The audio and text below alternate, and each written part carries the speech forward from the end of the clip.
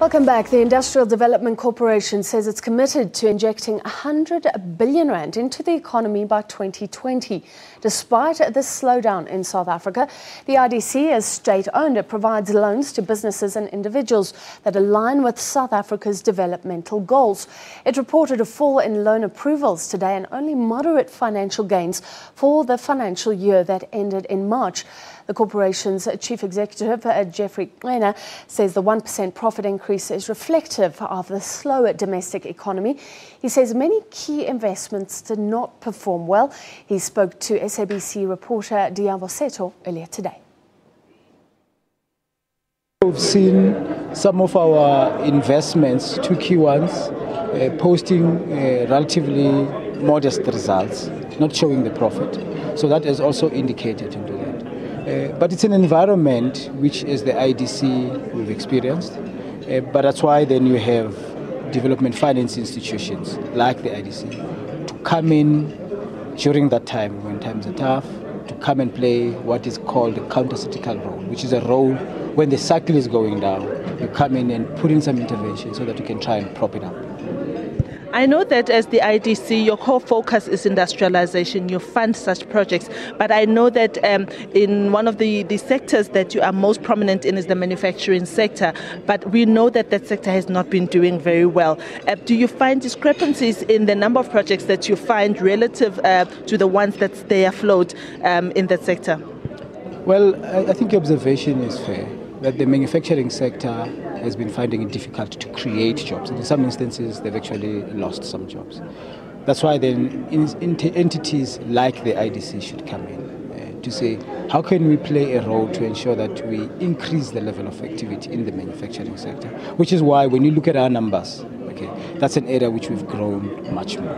Because we want to give an opportunity to those manufacturing sectors so that then they create or at least sustain some of those numbers, and keep those jobs that are there. Now, for that to happen, we need a little bit of a partnership, because those produces or those products that they manufacture need to be exported or be consumed by somebody. So this issue of saying how do we deal with the rest of the African continent, some of the things that we produce here will go in there, but also where is the market? In some instances, is the issue of localization. So this investment in this particular sector for us, in the manufacturing, is a way of saying, let's bring back some of what other people would call the industrialization. So we have to reindustrialize. So we have to, let's bring it back.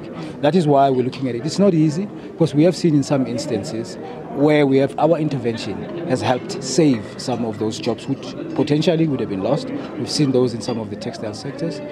But we've also seen an opportunity for some of the people might have thought maybe they don't want to grow, and then we'll come in and we'll put in. So if you look at our activities this year, particularly for the new companies that we form, because in the numbers that I've shown, about 63% has come in to, at least our investment has gone in to people who were not IDC clients before. So that means we bring, and the bulk of that has been, the majority of that has been in the manufacturing sector. Let's talk about the metal sector. I know that SCORE is one of your intermediaries companies, and I know that it recorded perhaps the biggest decline when it comes to profits. Is that also reflective of the kind of problems that the steel sector, which I know is shedding a lot of jobs currently, is undergoing? Is that a concern for you? Well, when we invested in SCORE, we looked at the potential and the ability to ensure that we preserve that manufacturing capacity. Because SCORE is in the steel industry, right? But it also manufactures and produces. It doesn't just do a steel and then it sends out. So it produces wheels, it produces grinding media, which you use in the mining sector, it produces a number of other products. So it is in our interest that it continues to be profitable and sustainable so that we can create or at least maintain those jobs. It is experiencing a problem as we stand now, particularly for this year that we're reporting.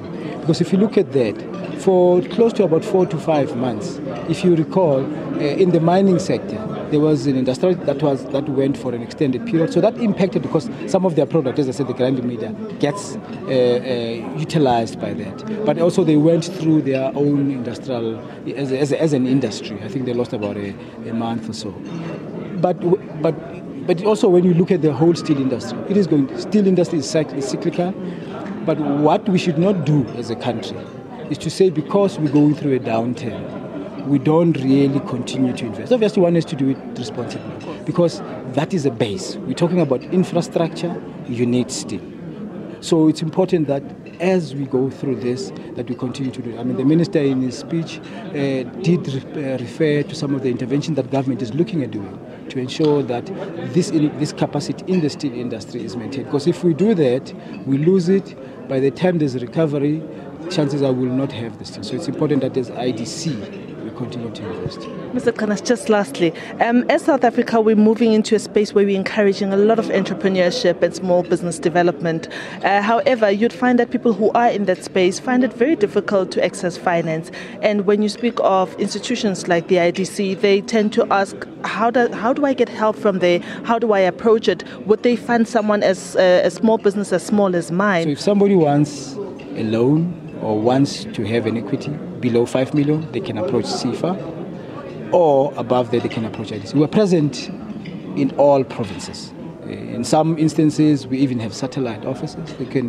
I'm sure everybody has access to internet now. They can see www.idc.co.za. They can find that. But what we're looking at is people who are passionate.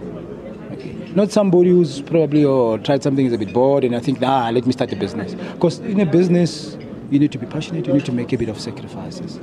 And when we looked at our strategy, which we started on the 1st of April this year, where we want to be even more proactive. We are engaging, we're going to do roadshows as well. Even the people in the regions, they do have, when people can interact, because we really want to see that we assist, particularly when you're talking about black entrepreneurs as well. I mean, we had about 3 months ago, we did indicate that we've made available 23 billion over 5 years to support black industrialists, and people can access that. So we've reduced the cost of people accessing that. So what I'm saying is people should approach the IDC. We are committed in supporting them because, in fact, that's why we exist. That's why we created. Head of the IDC, Geoffrey Qhena. Now,